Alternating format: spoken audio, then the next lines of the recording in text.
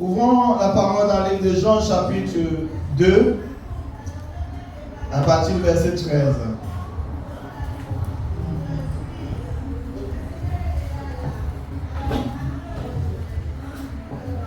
Livre de Jean, verset 2, verset 13. Jean chapitre 2 à partir du verset 13. Amen. La Pâque juive était proche et Jésus monta à Jérusalem. Il trouva les vendeurs de bœufs, de brebis et de pigeons, ainsi que les changeurs de monnaie installés dans le temple. Alors il fit un fouet avec des cordes et les chassa tous du temple, ainsi que les brebis et les bœufs. Il dispersa la monnaie des changeurs et renversa leur table.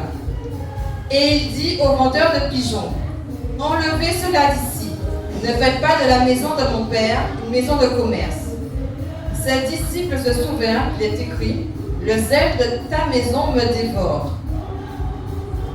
Amen. Amen. Le zèle de ta maison me dévore. Le zèle, c'est l'ardeur. Quand on parle du zèle, on parle de l'ardeur, l'empressement au service de quelqu'un, d'une idée, s'appliquer au bien, faire son travail. Le dévouement,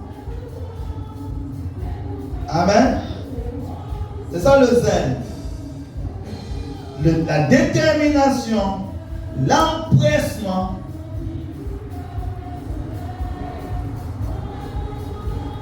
au service de quelqu'un, s'empresser à servir quelqu'un ou une idée. Tu t'empresses à servir quelqu'un ou une idée, s'appliquer à son travail, le dévouement pour le Seigneur, ou le dévouement dans la tâche que tu as appelé à accomplir. Maintenant, le contraire du zèle, c'est la fainéantise, c'est l'indolence, c'est le laisser aller, c'est de la méchanceté, c'est de la paresse, c'est le manque de participation. Manque de participation. Donc nous voyons ici, le Seigneur Jésus-Christ vient dans le temple et il va s'asseoir. Il voit ce qui se passe. Et il fait un fouet et il se met à fouetter. Parfois, on peut interpréter comme de la brutalité, n'est-ce pas? Il commence à fouetter les vendeurs de pigeons, les vendeurs de bœufs et ceux qui faisaient l'échange de la monnaie. Maintenant, quand on regarde cela, on pourrait dire que, mais pourquoi il fait ça? Puisque quand les personnes venaient pour vendre les bœufs, vendre les pigeons, vendre les agneaux, c'était pour faire le service. Parce qu'à l'époque, on faisait le service, le sacrifice des animaux pour couvrir le péché, selon les rituels de l'Ancien Testament. Et il y avait des personnes qui venaient de différents territoires. Et chaque territoire avait sa monnaie. Et quand on venait au temple, il était interdit de mettre sur le trône la monnaie des empereurs.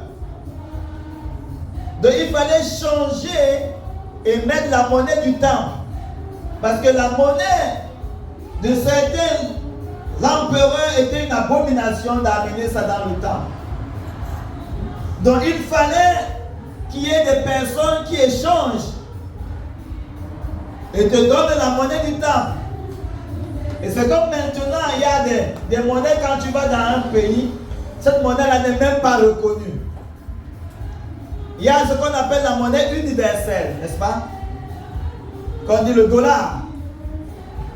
Le dollar est universel parce que il y a des pays qui ne connaissent pas l'euro. Et quand tu amènes l'euro, là, on ne peut pas changer. Il y a des pays qui ne connaissent pas le franc CFA ou d'autres monnaies. Donc quand tu as une autre monnaie, tu vas échanger pour avoir une monnaie universelle. Mais tout cela se faisait dans le temps. Dans le but de faciliter le service. Ceux qui devaient donner l'offrande, il fallait faciliter leur service pour leur donner de la monnaie qui soit acceptable. Ceux qui devaient offrir des sacrifices, il fallait déjà qu'il y ait un mouton. Et les gens vendaient le mouton. Mais est-ce que tout cela, apparemment, n'était pas mauvais? Mais bien aimé, ce que le Seigneur dénonce ici, c'est la motivation derrière les actions des hommes. Amen. La motivation derrière les actions des hommes. Et nous devons, mes bien-aimés, nous attarder à la motivation. Et non seulement aux actions extérieures. Alléluia. Parce qu'au jour d'aujourd'hui, tout le monde, soi-disant, serve Dieu. Tout le monde chante, tout le monde danse, tout le monde parle de Dieu. Mais mes bien-aimés, ce que nous devons rechercher, c'est quelle est la motivation derrière le service. Amen. Nous avons des personnes qui s'empressent, qui sont zélées aussi. Et parfois tellement zélées. Il y a des gens qui sont zélés, ils font des 50 jours de jeûne, n'est-ce pas? Ils sont tellement zélés. Ils font la pénitence. Ils font de la pénitence. Ils font des sacrifices énormes dans leur zèle. Mais ce n'est pas tout le zèle. Le zèle aussi, tu peux être dans l'ardeur, dans l'empressement. Mais dans l'ignorance. Est-ce que quelqu'un avec moi? La motivation derrière notre zèle. Ici, nous voyons le zèle de l'Éternel. Dieu est zélé. Alléluia. Il a de l'empressement à faire. Il est déterminé à faire. Est-ce que quelqu'un avec moi? Il est engagé. Mais son engagement ici, c'était quoi? Un engagement à juger les motivations qui n'étaient pas de Dieu dans la maison de Dieu. Alléluia. Juger les motivations qui n'étaient pas de Dieu dans la maison de Dieu. Il était déterminé à juger cela. Il était déterminé à chasser cela. Il était engagé, il était pressé de le faire. Amen. Il était pressé de le faire. Il n'a pas demandé une aide. Il est venu lui-même, il a fait le fouet. Il a commencé. Imaginez-vous la scène, bien aimé. Il faut avoir une force physique. Hello. Il faut avoir une force vraiment physique. Venir prendre les tables, renverser, chasser les moutons, chasser les bœufs, chasser les pigeons. Et il ne s'arrête pas. Il le fait jusqu'à ce qu'il l'ait terminé. Zélé.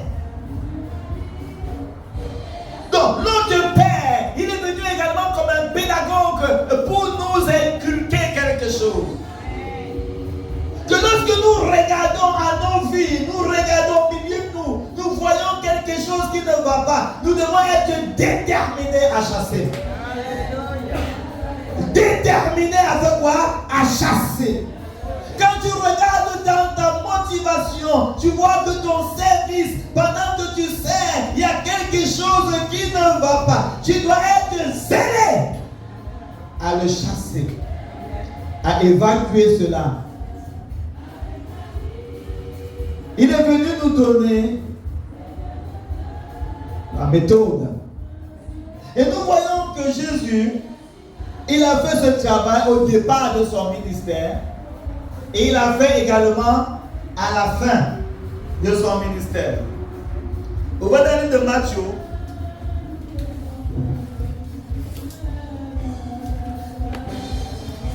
Matthieu chapitre 21 à partir du verset 13.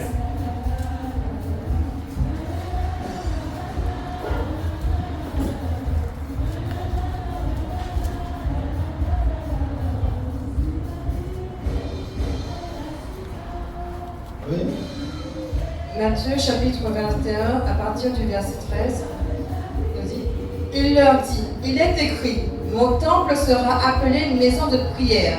Lis un peu plus haut à partir du verset 10. À partir du verset 10, lorsqu'il entra dans Jérusalem, toute la ville fut troublée. On disait, qui est cet homme? La foule répondait, c'est Jésus, le prophète de Nazareth en Galilée. Jésus entra dans le temple de Dieu. Il chassa tous ceux qui vendaient et qui achetaient dans le temple, et il renversa les tables des changeurs de monnaie et les sièges des vendeurs de pigeons. Il leur dit, il est écrit, mon temple sera appelé une maison de prière, mais vous en avez fait une caverne de voleurs. Verset 14. Des aveugles et des boiteux s'approchèrent de lui dans le temple et il les guérit. Amen. Amen. Amen. Donc nous voyons qu'au commencement du ministère de Jésus, il a fait un travail de nettoyage. Amen. Il a fait un travail de nettoyage parce qu'il venait de commencer son ministère à 30 ans. Il est allé au temple, il a changé à Cana, il a changé l'eau en vin, n'est-ce pas? Et directement il est allé au temple après. Et qu'est-ce qu'il a fait? Il a fait un nettoyage. Et la Bible dit que ses disciples se souviennent qu'il est écrit de lui, le zèle de ta maison me dévore. Et nous voyons maintenant qu'à la fin de son ministère, quand il était prêt à aller mourir à la croix, il est aussi allé à Jérusalem, n'est-ce pas? Et on a commencé à l'accueillir. Il y avait une célébration pour l'accueillir, etc. Déjà, il était en émoi. Et après, il est allé au temple. Après, quand il va au temple, qu'est-ce qui se passe? Il trouve encore les vendeurs. Alléluia. Il trouve encore les vendeurs. Donc, quand on a chassé, ils sont revenus. Ouais, l'entêtement du diable. On a chassé, il est revenu s'installer. Mais à la fin de son ministère, Jésus est encore retourné là pour faire un nettoyage. Et il a fait ce nettoyage-là, il a encore fait davantage. Les boiteux et les aveugles sont venus, il les a fait quoi? Guéris. Les boiteux et les aveugles sont venus, il les a guéris. Donc, le premier nettoyage signifie le nettoyage de l'église primitive. Le dernier nettoyage signifie le nettoyage de l'église finitive que nous sommes. Amen. Et pas seulement qu'il nous nettoie à l'église finitive, il nous guérit également. Et nous donne l'agilité parce que quand on est boiteux, on ne marche pas vite. Amen. Quand on est boiteux, qu'est-ce qu'on fait? On titube, on marche avec ralenti. On ne fait pas sprint, on ne fait pas la course à vitesse. Est-ce que quelqu'un est avec moi? Et quand on est aveugle, on fait quoi? On tâtonne, n'est-ce pas? On tâtonne.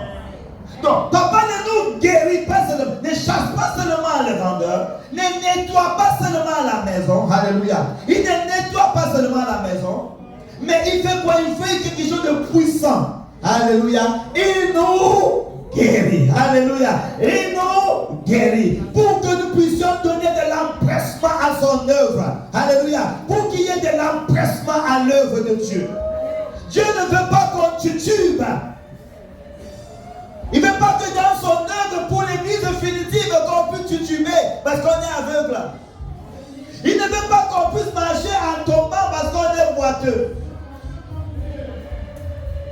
Et celui qui guérit, il veut que tu sois dans l'empressement à faire son œuvre. Est-ce que quelqu'un veut voir?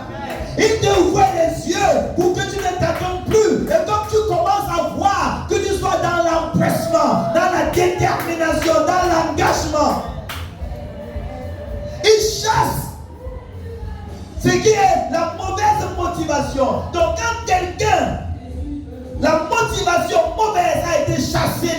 quelqu'un. Les mauvaises motivations ont été détruites dans la vie de quelqu'un. La prochaine étape, c'est la manière dont il s'empresse pour faire ce qui est juste. Est-ce que quelqu'un avec moi? Il s'empresse pour faire ce qui est juste. Dans Matthieu chapitre 8, Jésus est venu chez la belle-mère de Pierre. La belle-mère de Pierre était malade. Alléluia. Elle avait de la fièvre. Jésus l'a guérie. Elle s'est empressée de servir Jésus. Et quand le voile est tombé, la personne commence à voir, ah ouais, mais comment est-ce que je n'ai pas vu ça depuis longtemps? Comment est-ce que j'ai été ignorant comme ça depuis longtemps? Le cœur de la personne, alléluia, commence à partir. Il me dit, mais j'ai gâché le temps. Il faut que je m'empresse à faire quelque chose avant qu'il ne soit trop tard. J'ai connu le Seigneur à cet âge. Oh, si je l'avais connu avant, j'aurais fait tellement de choses. Alors la personne s'empresse. Oh, si j'avais connu cette vérité avant. Vous voyez, j'avais un monsieur qui m'a connu. Il avait déjà 75 ans. On a fait une période de 5 ans ensemble. Peut-être un peu moins. Et il m'a écrit une lettre qui m'a brisé mon cœur. Il m'a écrit une lettre à la fin. C'est un frère qui m'a énormément soutenu. Il avait garé sa voiture à Fort-de-France, vers le boulevard Pasteur. Il avait garé sa voiture là. Il est descendu à Fort-de-France parce que dans Fort-de-France, il n'y avait pas beaucoup de parking. Et quand je l'ai vu monter pour aller récupérer sa voiture, il s'est reposé près de l'Institut biblique. Il était fatigué, il s'est reposé devant moi. Et je suis venu voir le monsieur. J'ai commencé à parler avec le monsieur. Et c'est comme ça qu'il s'est donné au Seigneur. Et quand il s'est donné, il était tellement engagé. Il avait à l'époque 75 ans. Il était tellement engagé. Il avait un champ de l'agriculture. Il venait parfois avec un ben de produits de son champ. Et tout le monde mangeait. Une benne, c'est pas, vous voyez les 4x4 machins là. Il remplissait les produits de son champ là. Il amenait ça. Et tout le monde se servait. Quand il y avait un besoin, il était le premier à dire, qu'est-ce que je peux faire? Qu'est-ce que je peux faire? Après 4 ou 5 ans, il a écrit une lettre. Il m'a dit, pasteur, je suis désolé d'avoir connu trop tard. Je ne suis plus en bonne santé. Je ne veux pas que tu me cherches. Merci pour le temps que tu m'as fait vivre. C'était la première fois que je vivais. J'ai gâché, il m'a écrit des choses. Il m'a dit, s'il te plaît, ne me cherche pas. Ne me cherche pas. Je me réjouis du temps que j'ai passé avec toi. Et le monsieur, jusqu'aujourd'hui, il est parti. Il ne sait pas, il est parti. Il a quitté le pays, il est allé mourir quelque part. Bien aimé, ça m'a brisé. Mais les 5 ans qu'on a passé ensemble, peut-être moins de 5 ans, il a montré qu'il rachetait le temps. Est-ce que nous sommes ensemble? Il a démontré avec tout son cœur, avec tout son être, qu'il était en train de racheter le temps. La preuve que Jésus-Christ a chassé les mauvaises motivations de notre cœur, c'est notre manière d'être zélé pour les choses de Dieu.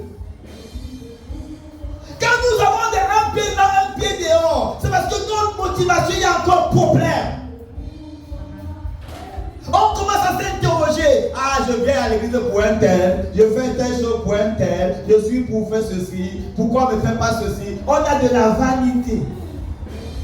Mais quelqu'un qui n'a plus rien à prouver. Alléluia. Quand tu n'as plus rien à prouver, tu n'as plus de vantardises à faire. Tu n'as plus rien à démontrer. Parce que tu étais dans l'ignorance. Dieu a permis que tu voies. Il ouvre tes yeux. Tu pleures pourquoi Dieu ne l'a pas fait avant. Tu regrettes et tu dis, j'aurais su, si j'aurais connu ces choses avant. Ça veut dire quoi? Ça veut dire qu'on peut être dans le temple et on fait de service, mais avec de mauvaises motivations. Ce n'était pas hors du temple, c'est dans le temple que je viens chasser les vendeurs. Alléluia. Vous voyez, pour le Seigneur, il ne s'agit pas seulement d'un nombre, d'une quantité, il s'agit d'une qualité. Est-ce que quelqu'un est avec moi? Parce que pour Jésus, regardez Jésus, les disciples sont partis. Quand Jésus a dit, il est l'heure de manger mon corps, manger ma chair. Les gens disent, ah ouais, carrément. Les gens sont partis. Il devait dire, ah mais revenez, je me suis trompé. Il s'est tourné la vie des autres et que maintenant, vous ne partez pas aussi. Vous ne partez pas aussi. Mais si c'est pour nous, on doit dire, oh, mais revenez, je change de langage. Vous voyez? Donc Dieu, il est déterminé, acharné pour changer l'homme. Pour chasser de nous ce qui ne glorifie pas son nom. Ce qui gêne le service. Maintenant, quand le Seigneur vient chasser ces choses, parce qu'il nous aime, il dit la maison de mon Père, c'est une maison de prière. Prière, ça veut dire quoi? Prier, ça veut dire se soumettre. Quand je supplie quelqu'un, c'est supplier, n'est-ce pas? Prier, c'est supplier. Prier, c'est demander. Prier, c'est entrer en communion avec. Prier, c'est s'abaisser.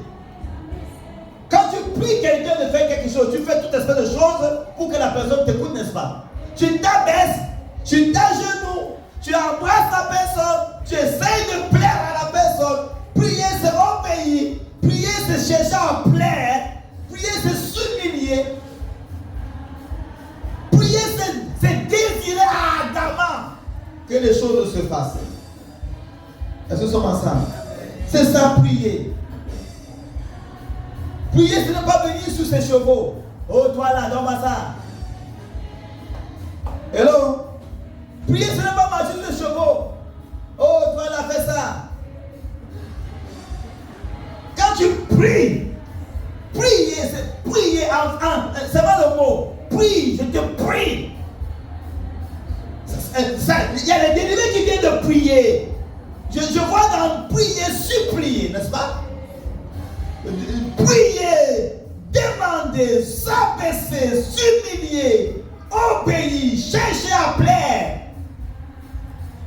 Donc voilà les dérivés que Dieu attend de la maison de Dieu. Quelqu'un qui vient avec abaissement, avec humilité, avec simplicité, avec le désir de faire ce qui est juste.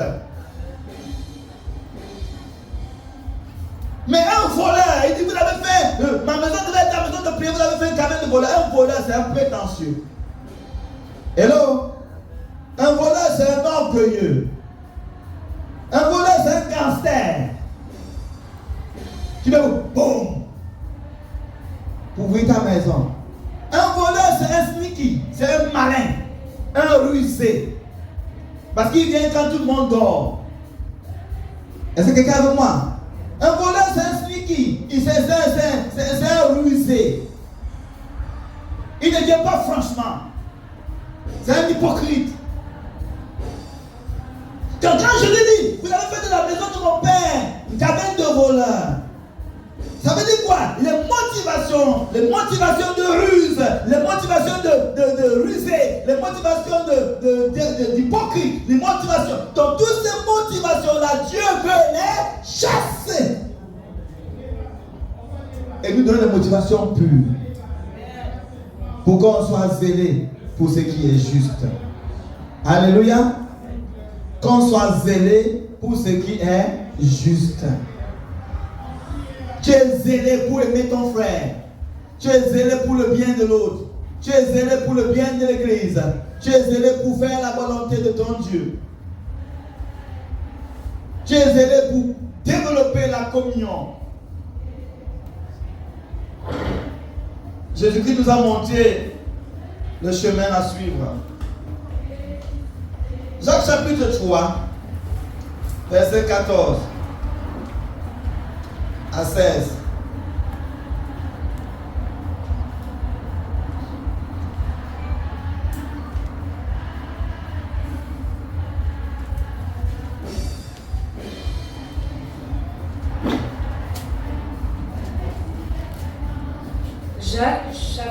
chapitre 3, à partir du verset 14.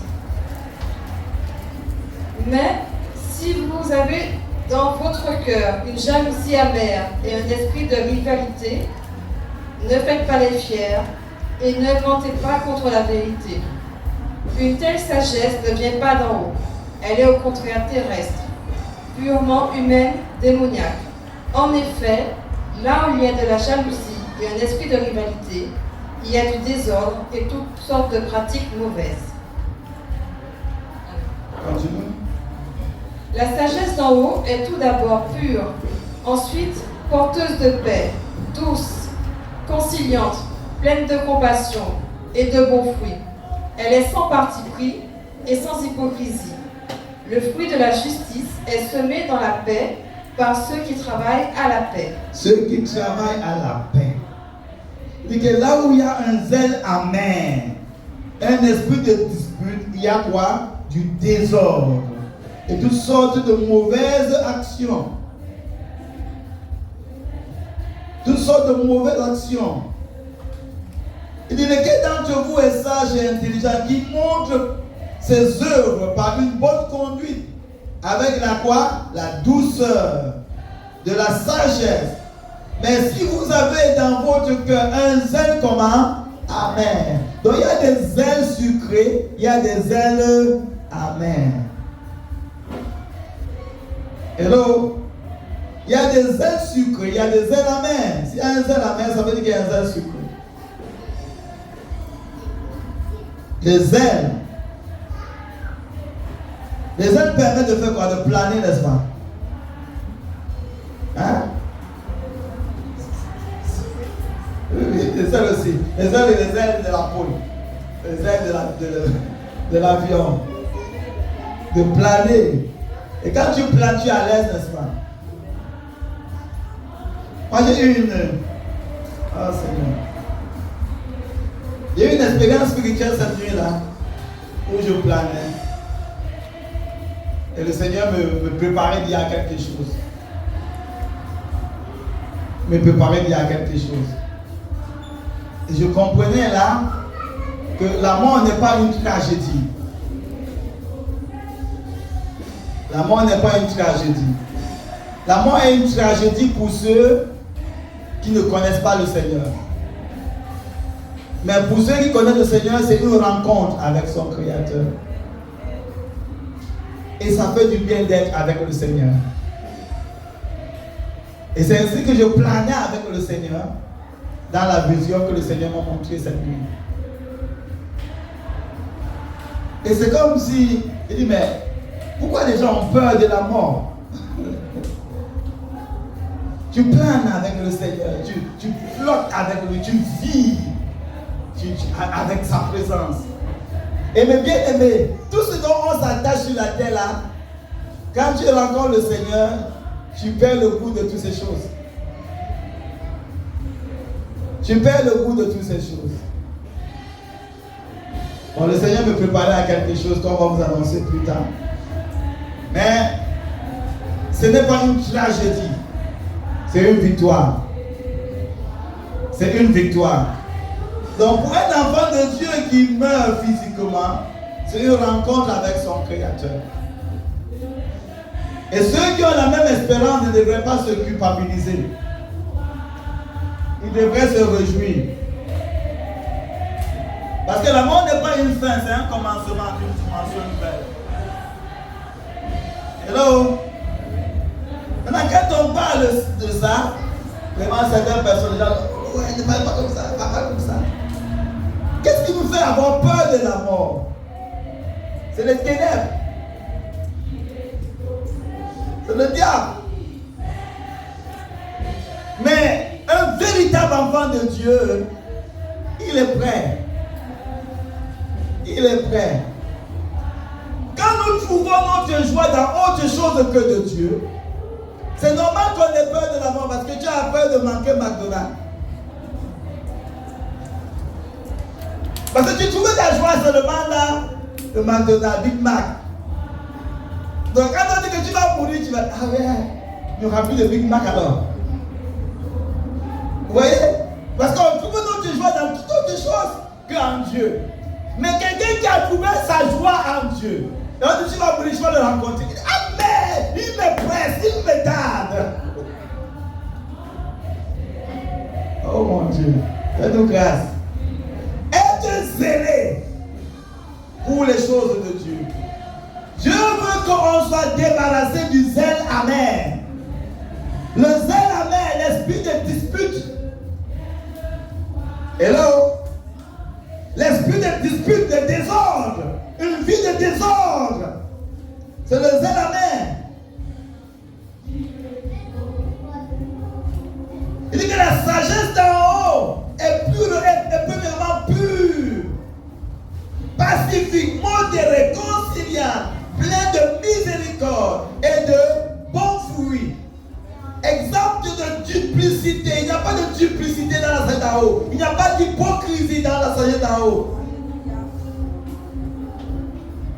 Le fruit de la justice est semé dans la paix par ceux qui recherchent la paix. Et la Bible dit rechercher la paix et la sanctification sans laquelle nul ne verra le Seigneur.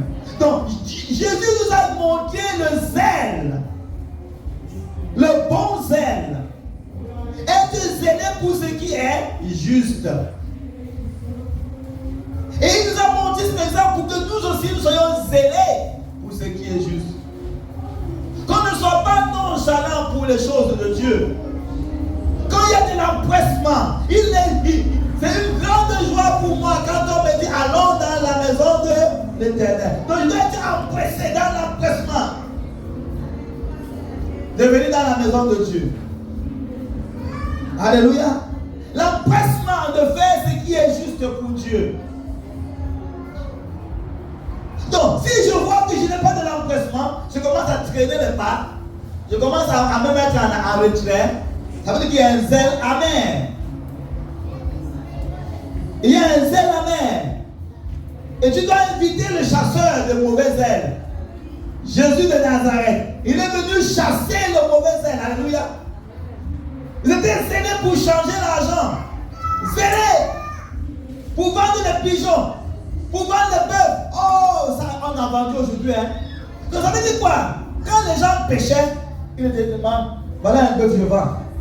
Ton péché là, c'est un péché. C'est même pas un agneau. C'est un gros péché. Ça équivaut à un bœuf. Hello? Donc il faisait commerce sur la souffrance des autres. Il faisait commerce sur les fautes des autres. Et ça, c'est le système que nous vivons aujourd'hui. Bien-aimé, va à l'hôpital, guéris tout le monde. Même le médecin va te chasser. Hello? Dans un endroit où il n'y a plus de voleurs, il n'y a plus de brigands, les policiers n'ont plus de travail. Hello? Les avocats n'auront plus de travail. S'il y a la paix entre voisins, les avocats n'auront plus de travail, les juges n'auront plus de travail. Donc le système de ce monde est basé sur l'esprit des ténèbres. Mais bien aimé, là où il n'y a pas de dégâts, il n'y a pas de problème. Je vous assure, même, donc on va chasser celui qui amène la paix. On va le persécuter. Parce que si tout le monde est en paix, certaines personnes vont perdre le boulot. Hello? On perd le boulot. Mais Dieu est capable de nous donner autre chose.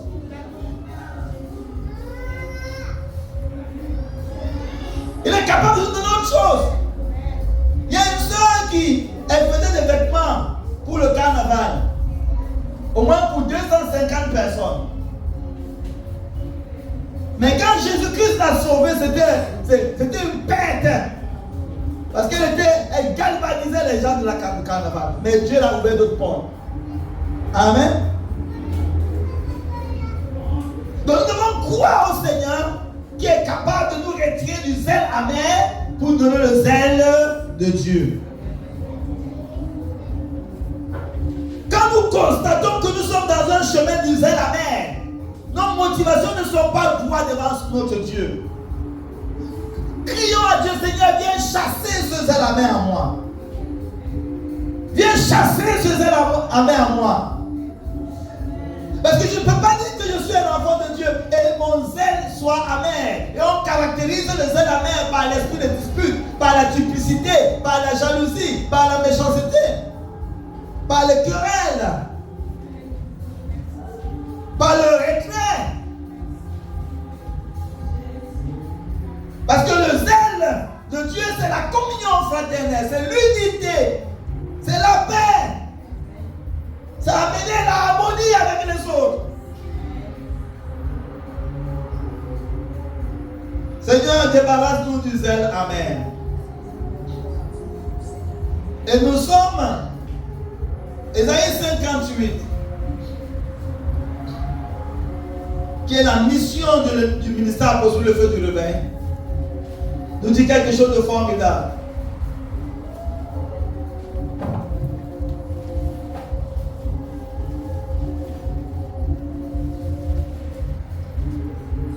Ésaïe 58, on va lire à partir de verset 8.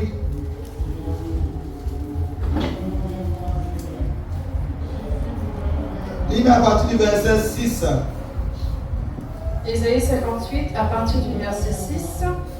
Voici le genre de jeûne que je préconise. Détacher les chaînes dues à la méchanceté. Dénouer les liens de l'esclavage. Renvoyer libre ceux qu'on maltraite. Mettez fin aux contraintes de toutes sortes. Partage ton pain avec celui qui a faim et fais entrer chez toi les pauvres sans foyer. Quand tu vois un homme nu, couvre-le. Ne cherche pas à éviter celui qui est fait de la même chair que toi. Alors ta lumière jaillira comme l'aurore et ta restauration progressera rapidement. Ta justice marchera devant toi et la gloire de l'Éternel sera ton arrière-garde. Alors tu appelleras et l'Éternel répondra. Tu crieras et il dira, me voici. Oui, si tu éloignes du milieu de toi la contrainte, les gestes menaçants et les paroles mauvaises, si tu partages tes propres ressources avec celui qui a faim, si tu réponds aux besoins de l'opprimé, ta lumière surgira au milieu des ténèbres et ton obscurité sera pareille à la clarté de midi. L'Éternel sera constamment ton guide, il répondra à tes besoins dans les endroits arides et il redonnera des forces à tes membres. Tu seras pareil à un jardin bien arrosé, à une source dont l'eau n'arrête jamais de couler. Amen. À une source dont l'eau n'arrête jamais de couler. Il dit que l'Éternel sera toujours ton guide, il rassasiera ton âme dans les lieux arides. Dans les endroits où c'est désert, c'est sec, il y a de l'impossibilité. Dieu dit qu'il sera ta provision. Quand tu es zélé pour ce qui est juste, tu es zélé pour ce qui est juste. Donner ta propre substance à celui qui a faim. Est-ce que nous sommes ensemble? Guérir. Détacher les chaînes de la méchanceté. S'éloigner des gestes menaçants. Éloigner du joug. Rassasier l'indigent. Il dit ta lumière se lèvera sur l'obscurité et les ténèbres seront comme le midi. L'Éternel sera toujours ton guide. Il rassasiera ton âme dans les lieux arides. Il redonne de la vigueur à tes membres. Donc il communique la vigueur à tes membres. Parfois quand nous donnons, nous pensons perdre. Hello? Mais quand tu donnes de la joie à quelqu'un, tu donnes de la paix à quelqu'un, tu donnes de l'amour à quelqu'un, tu donnes de l'affection à quelqu'un, il y a une source qui ne tarit pas, qui va t'alimenter à nouveau. Alléluia. Qui va te régénérer, qui va t'encourager. Mais dans le monde, quand tu fais ça, tu es téméraire, tu es fou. Non, mes bien-aimés, soyons zélés à faire ce qui est juste. Dieu veut que le zèle de l'Éternel soit le zèle de son peuple. De la même manière qu'il a été zélé pour faire ce qui est juste, que nous aussi nous soyons zélés pour faire ce qui est juste. Il a dit au Seigneur, Dieu n'a pas voulu ni sacrifice ni holocauste. Il m'a formé un corps et je suis venu faire la volonté de Dieu. Dieu était fatigué des holocaustes parce qu'ils ont trouvé notre moyen de détourner les sacrifices de Dieu pour en faire un moyen de commerce. Et Dieu a dit, je cherche quelqu'un pour envoyer, pour qu'il fasse un seul sacrifice, et que ce soit un sacrifice final et total. Et Jésus s'est présenté. Je vais venir, je vais mourir, et ils seront sauvés. Je serai zélé pour aller jusqu'au bout. Et Dieu fait la même demande aujourd'hui.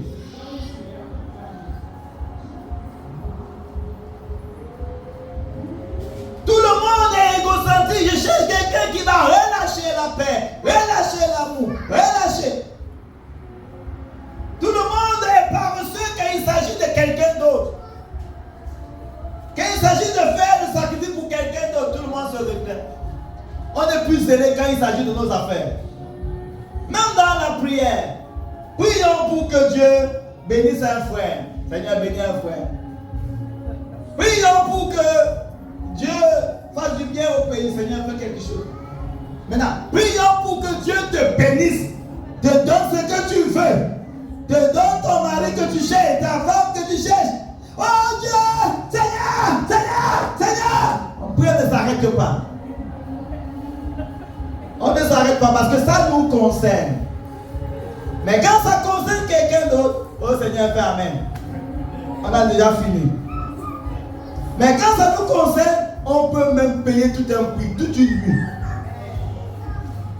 Et Dieu dit, il cherche quelqu'un qui va être capable de donner, d'être zélé pour l'autre. Et quand Dieu ouvre tes yeux, il dit quand tu donnes ta propre, dans les 58 là, quand tu donnes ta propre subsistance à celui qui a faim. Hello? Eh bien, j'en ai des témoignages et des témoignages.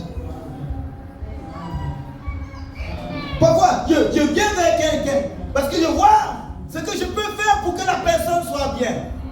Et quand je cherche qu'est-ce que je peux faire pour que la personne soit bien, je vais vers lui pour lui faire du bien. À la fin, c'est lui qui me fait du bien. Parce qu'il avait quelque chose que j'ai cherché depuis des années. Est-ce que quelqu'un veut moi? Parce qu'au départ, je ne suis pas venu pour prendre quelque chose. Je suis venu pour dire qu'est-ce que je peux faire pour lui faire du bien. Donner ta propre subsistance à celui qui a faim. Hello? Même héberger quelqu'un. La fois passée, il y a un iguane, un gros iguane qui a créé chez moi. Mais parce que j'ai hébergé le docteur, il a été même fort pour qu'on chasse l'iguane. Imaginez qu'il était tout seul parce que tout le monde avait fouillé. Hello? Tout le monde avait fouillé. Heureusement, il y avait quand même le docteur. Il a dit que même Nathan, tu es quand même qu'à sortir le premier. Viens, on va chasser. Nathan avait été il y a loin sur le chemin, il pleurait. On est allé chercher le docteur, il est venu. On a chassé l'iguane ensemble. Donc vous voyez que, imaginez-vous que s'il n'avait pas hébergé chez moi, on devrait appeler la police. On devrait appeler la police. Vous comprenez un peu? Donc il y a des choses que tu fais. Dieu cache tes secrets derrière pour ton propre bien parce que tu veux le bien de l'autre. Est-ce que nous sommes ensemble, bien-aimés? Donner ta propre subsistance. Et c'est ça la vision du ministère pour se faire du réveil. Nous sommes dedans. Et nous cherchons des choses à gauche, à droite par nos propres efforts. Mais bien aimé, appliquons Ésaïe 58, nous verrons le résultat dans notre vie.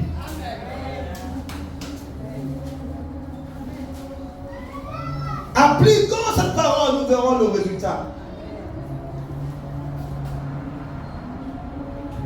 Je te donne des témoignages là-dessus. Donc si nous voulons la grâce, la bénédiction du Seigneur, soyons zélés pour l'application de la vision que Dieu nous a donnée. Alléluia. Soyons zélés. Réalisons Isaïe 58. Réalisons. Seigneur, donne-moi la grâce d'être zélé pour voir cette vision s'accomplir. Donne-moi la grâce d'être zélé. Donne-moi la grâce d'être zélé. Tu as ouvert mes yeux pour que je voie les directives. Isaïe 58, voilà les directives que tu m'as données. Maintenant, Seigneur, ouvre mes yeux. Ouvre, permets que mes pieds soient agiles. Amen. Parce que quand Jésus a chassé les vendeurs, il a guéri les aveugles, il a guéri les paralytiques. Et quand on trouve un peuple avec des bonnes motivations, alléluia, on trouve un peuple avec quoi? Des bonnes motivations. Que nos yeux s'ouvrent dans la vision, comprennent la vision, et que nous soyons vraiment agiles à courir pour l'accomplissement de cette vision. Vous savez, si tu es fidèle dans ce qui appartient autrui, Dieu te donnera ta part. Si tu es fidèle dans ce qui appartient autrui, en cherchant à accomplir la vision de l'autre, Dieu te révèle ta vision. Hello? Tu trouves ton accomplissement en accomplissant la vision de l'autre. La vision complète, c'est Christ qui est la vision. C'est lui le but. C'est lui l'objectif. Et quand nous cherchons à honorer le Christ, il révèle ce pourquoi il nous a créés. Quand nous cherchons à plaire au Seigneur, il révèle ce que pourquoi nous a créés. Mais en dehors de ça, il y a des gens qui s'en foutent, n'est-ce pas? Ils sont nés, disent que c'est leur père et leur mère qui les a accouchés. Ils ne croient pas à un Dieu. Ils vivent de leur vie. Ils croient à la force de leurs bras. Ils croient à leur propre capacité. Et ils foncent. Ils sont zélés pour foncer parce qu'ils sont capables. Comment m'a montré une vidéo de l'intempérie de la Martinique. Pendant que les gens sont restés au derrière avec leur voiture, un autre est venu montrer qu'il est trop fort avec sa grosse 4x4. Et bien aimé, il a foncé. Et la rivière l'a emporté. Nous voulons montrer la capacité humaine. Montrer que nous pouvons. Parce qu'on a peut-être des moyens que d'autres. Mais on court, on est zélé comme ça vers la perdition. Parce que la motivation n'est pas pure. La motivation n'est pas droite. Et les hommes, ils croient qu'ils peuvent s'en sortir par eux-mêmes. Mais celui qui se détourne, alléluia, qui se détourne pour dire, maintenant je comprends. Seigneur, merci d'avoir ouvert mes yeux. Comme notre frère revenu ce matin pour le baptême. Amen. Merci Seigneur. Je me détourne pour maintenant te servir. Et là tu réalises que c'est la chose essentielle de toute ta vie. Que c'est maintenant que tu commences à vivre. Maintenant, nous qui sommes déjà enfants de Dieu, mais bien aimés, il pourrait arriver que les gens du monde vont sortir du monde, venir servir Dieu, que nous avons eu à le servir depuis des années, on n'a pas servi. D'autres viendront du monde et vont être zélés et ils vont être amenés vers le Seigneur pendant que nous serons éloignés du Seigneur. C'est quoi la Bible dit que les gens, les prostituées, vont nous dévancer dans le royaume. Vont dévancer de ceux qui étaient appelés en premier dans le royaume. Parce que quand ils viennent, ils sont plus zélés, déterminés. Nous sommes dans l'église en tant qu'enfants de Dieu. Et nous avons fait des années et des années et des années dans l'église. Est-ce que tu peux dire, voici quelqu'un que j'ai amené à l'église? Est-ce que tu peux dire, voici quelqu'un que j'ai évangélisé après 2 ans, 3 ans de foi? Maintenant, quand nous murmurons, quand nous nous querellons, nous justifions nos querelles avec quoi? quels sont nos fruits? Est-ce que nous sommes ensemble là? Quand nous murmurons, nous querellons, nous murmurons à l'égard des frères et des sœurs, nous murmurons à l'égard de Dieu. Qu'est-ce que Dieu a gagné sur nous? Nous justifions ça avec quoi? Et ceux qui donnent leur vie à Jésus une seule journée, demain ils amènent quelqu'un d'autre. Et nous sommes là, on n'amène personne et on murmure. Nous sommes là, on évangélise à personne et on murmure. Nous sommes là, on ne gagne pas d'âme et on murmure. Nous sommes là, on ne communie pas avec des frères. On ne cherche pas l'harmonie avec les autres. Et on murmure. Que le Seigneur enlève le zèle amer et nous donne un zèle sucré. Amen.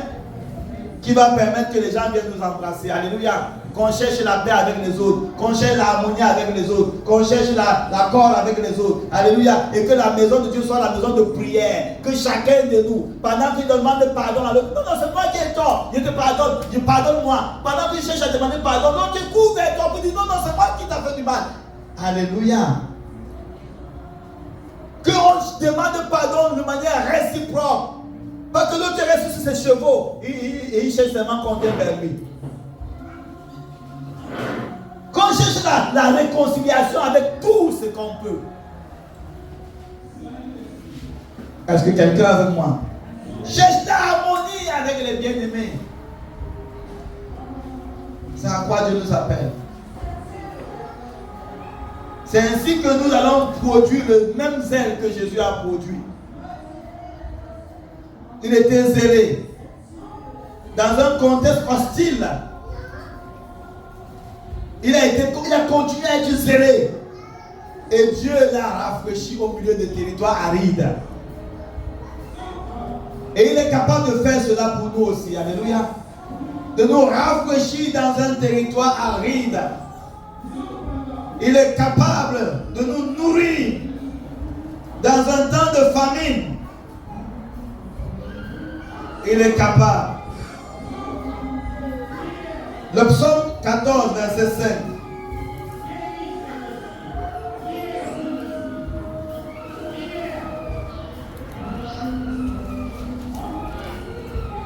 Et le psaume 53, verset 2 à 7.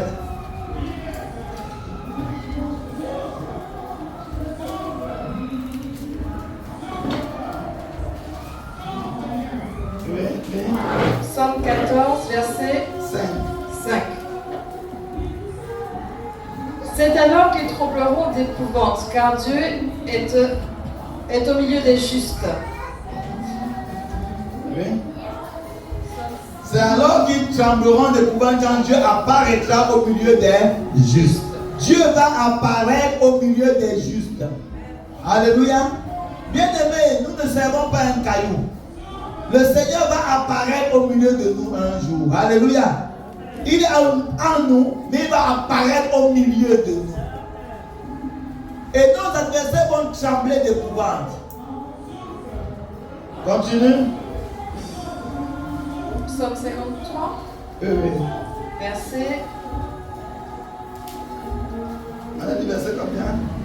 53, verset 2 à 7. Psaume 53, à partir du verset 2 jusqu'au 7. Le fou dit dans son cœur, il n'y a pas de Dieu. Ils sont corrompus. Ils ont commis des injustices abominables. Il n'y en a aucun qui fasse le bien. Du haut du ciel, Dieu observe les hommes pour voir s'il y en a un qui est intelligent, qui cherche Dieu. Tous se sont détournés. Ensemble, ils se sont pervertis. Il n'y en a aucun qui fasse le bien. Pas même un seul. Ceux qui commettent l'injustice n'ont-ils aucune connaissance? Ils dévorent mon peuple. Ils le prennent pour nourriture. Ils ne font pas appel à Dieu. Alors ils trembleront d'épouvante sans qu'il y ait de raison d'avoir peur. Dieu dispersera les eaux de ceux qui t'assiègent. Tu les couvriras de honte, car Dieu les a rejetés. Oh, qui accordera de puissance la délivrance à Israël? Quand Dieu rétablira son peuple, Jacob sera dans l'allégresse, Israël se réjouira. Amen. Dieu va rétablir son peuple. Et Jacob sera dans l'allégresse. Amen. Dans Ésaïe 58, on dit quoi? Dernier verset.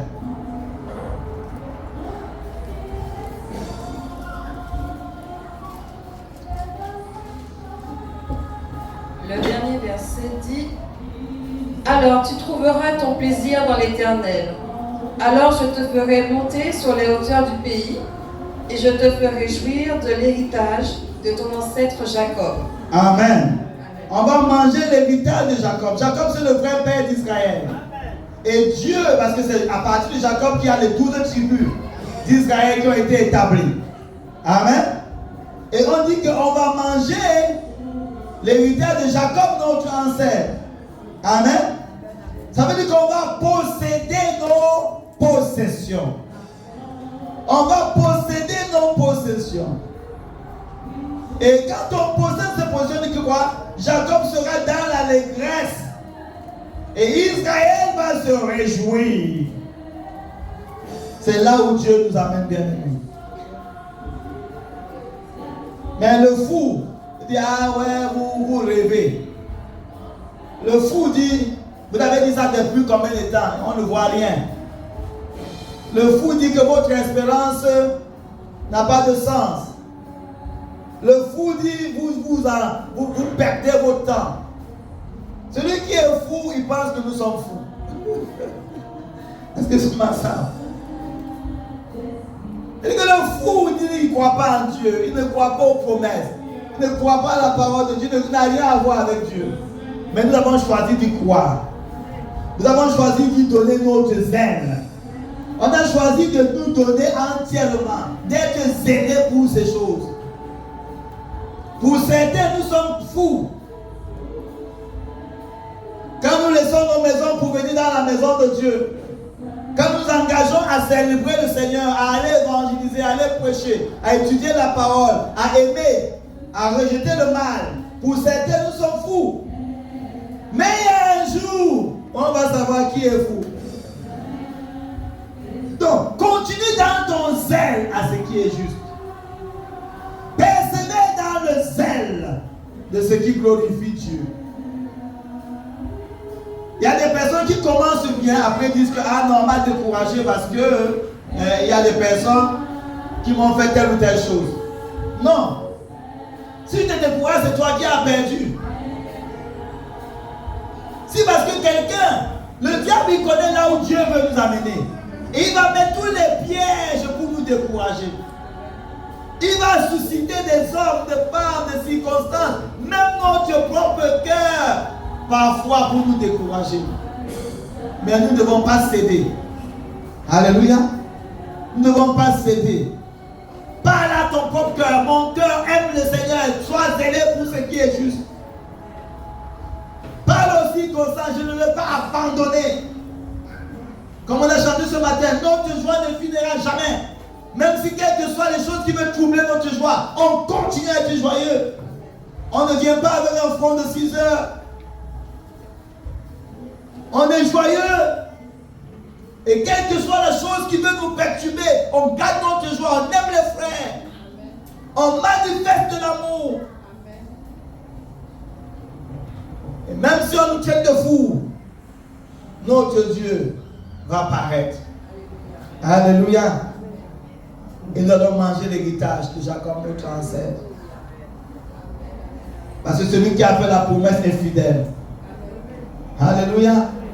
Donc ne soyons pas troublés et ne nous arrêtons pas en chemin. Ne mettons pas au bon zèle le zèle amer. N'ajoutons pas au bon zèle le zèle amer parce que tel nous a fait ceci, tel nous a fait cela. N'ajoute pas au bon zèle le zèle amer parce que les circonstances ne vont pas dans le sens que tu aurais souhaité. Sois zélé pour ce qui est juste.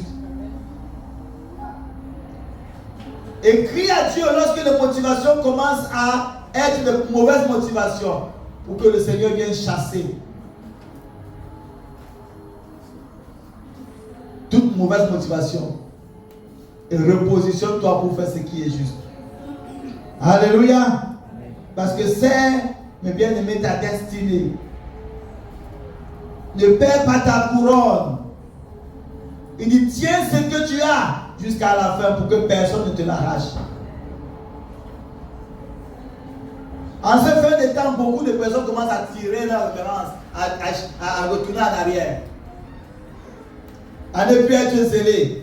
C'est lourd pour venir à l'église, lourd pour chanter, lourd pour lire la parole de Dieu. On peut s'asseoir devant la télé pendant 5 heures, mais devant la télé, on fait 2 minutes, on dort. Devant la parole de Dieu, on fait 2 minutes et on dort. Et devant les chaînes, on zappe 350 chaînes. Et là, on zappe, on n'est pas fatigué. Quand tu n'aimes plus tel programme, le diable dit, il y a l'autre programme. Quand il y a un autre programme fini qui ne te plaît plus, il dit, dans telle chaîne, il y a un autre programme. Et on continue à cultiver le zèle amer qui amène la paresse, la lourdeur, le manque de projet. On devient passif. Et quand on vient à l'église, on est fatigué. Mais ce n'est pas Dieu qui nous a fatigués. Ce n'est pas Dieu qui nous a fatigués. Relevons-nous et prenons le bon zèle pour Dieu. Amen. Parle à ton corps. Mon corps, tu dois servir l'Éternel. Et tu dois être zélé pour ce qui est juste. Parle à ton âme, parle à ton esprit, parle à ton cœur. Pour que ton zèle ne s'éteigne pas. Pour que ton zèle ne diminue pas. Le zèle des vierges filles folles avait diminué. Et quand le temps est arrivé, ils ne pouvaient pas rencontrer l'époux. Seigneur, garde notre zèle en toi. C'est pourquoi Jésus a dit, quand le Fils de l'homme viendra, est-ce qu'il va trouver la foi? Garde notre zèle en toi. Il peut y avoir des gens qui sont à l'église, mais ils ne sont plus zélés. Il peut y avoir des gens qui sont à l'église, mais ils n'ont plus de foi. Mais Dieu ne veut pas seulement que tu sois à l'église, il veut que tu sois zélé. Que tu chantes de tout ton cœur, que tu danses de tout ton cœur, que tu pries de tout ton cœur, que tu te donnes de tout ton cœur. Ça sert à quoi de venir être poteau et ne pas réagir? Ça sert à quoi de venir? Ça sert à quoi de venir et de ne pas prendre part? Mieux aurait fallu aller dans la plage, boire son rhum et manger les conséquences après. Est-ce que quelqu'un avec moi? Mieux aurait fallu parce qu'au moins tu as profité du monde. Tu as profité du diable et tu vas aller en enfer avec lui. Mais es-tu dans l'église, es-tu un pied dans, un pied dehors? Ça sert à quoi? Ça te paie un temps fou. Parce que tu ne pourras pas gagner de Dieu. Tu ne pourras rien avoir de Dieu.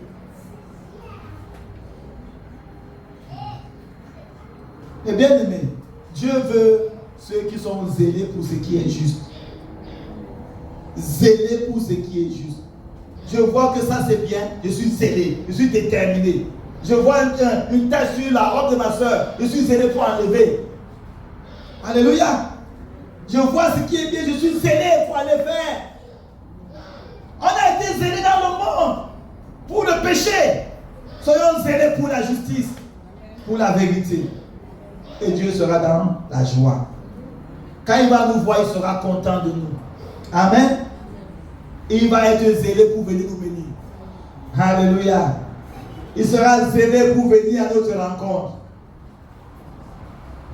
Il sera zélé. Je vous assure, la présence de Dieu est formidable. L'amour de Dieu est extraordinaire. Quand il te rencontre, ça change ta vie. Sa présence te remplit d'amour. Et ça t'enlève 10, 70 ans, 80 ans de stress. Alléluia. Est-ce que quelqu'un avec moi? Ça t'enlève le fardeau. Ça te rend léger. Son amour est tout suffisant. Il n'y a plus rien à compléter dans son amour. Mais soyons zélés. Il vient, mes bien-aimés. Il veut venir nous trouver zélés pour lui. Il va dire bon et fidèle serviteur, bon et fidèle servante. Amen. Soyons zélés. Toute ma prière ce matin, c'est que Seigneur, renouvelle notre zèle en toi. Amen. Renouvelle notre zèle en toi. Certains ont perdu le zèle au point que même leurs offrandes, ils mettent dans leur poche, ils rentrent avec. Même leurs dîmes, ils ne donnent plus. Ils ont perdu le zèle pour donner pour Dieu. Ils ont perdu le zèle pour servir la maison de Dieu. Ils ont perdu le zèle. Et bien aimé, que le diable ne te rend pas fou. Parce qu'en faisant ça, tu t'auto-détruis. Que ton zèle soit restauré. Amen. Et que tu ne viennes pas à l'église comme si on te poussait. Que tu viennes avec la joie. Est-ce que nous sommes ensemble, bien-aimés? Et Dieu, quand on sera zélé ensemble, le Seigneur va apparaître au milieu de la race juste. Bien-aimé, tu vas voir le Seigneur, ce ne serait pas voir le rêve. Un jour, on va rester là comme ça, là, ça ne serait pas voir le rêve. Tu vas voir le Seigneur debout comme ça, qui vient vers toi. J'ai vu ton zèle. J'ai vu ton service. J'ai vu ton amour pour moi. J'ai vu ta détermination. Et ça, c'est, tu vas faire tes yeux comme ça, là. Tu vas penser que tu rêves. Non, tu ne rêves pas, c'est bien moi. Maintenant, nous le servons sans le voir physiquement. Mais alors, nous le verrons tel qu'il est. Ne perdons pas l'espérance au point de perdre le zèle. Est-ce qu'on peut se lever?